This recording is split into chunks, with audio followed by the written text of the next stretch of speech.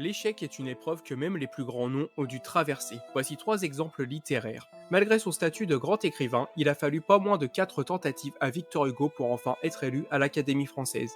Même Jean de La Fontaine dut s'y reprendre à 2 fois pour être élu, car la première élection avait été suspendue par le roi, qui lui était alors hostile.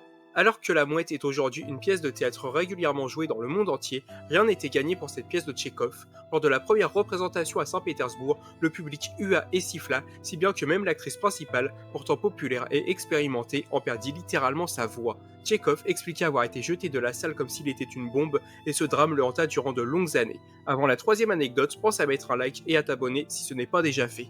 Si on parle souvent des 12 éditeurs qui ont refusé d'éditer le livre Harry Potter de J.K. Rowling, Stephen King aurait eu le droit à 30 refus pour son premier roman Carrie, tandis que Dr. Seuss a connu pas moins de 27 refus pour son premier ouvrage jeunesse. Comme quoi, quels que soient les obstacles, il ne faut jamais lâcher.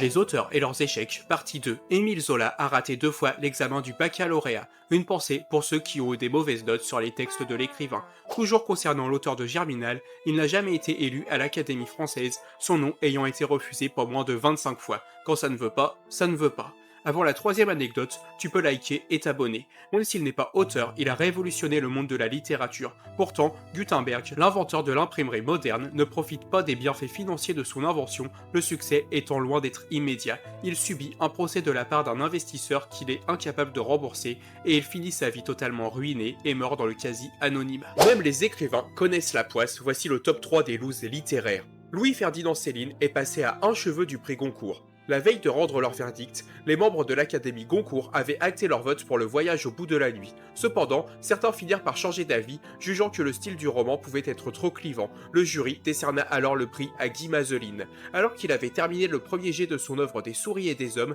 Steinbeck fut contraint de tout recommencer car son chien mangea une partie du manuscrit. Il fallut plusieurs mois à l'auteur pour reconstituer son chef-d'œuvre. Pense à t'abonner avant la troisième anecdote. Hemingway a également perdu des ouvrages, bien que ce ne soit pas vraiment de sa faute.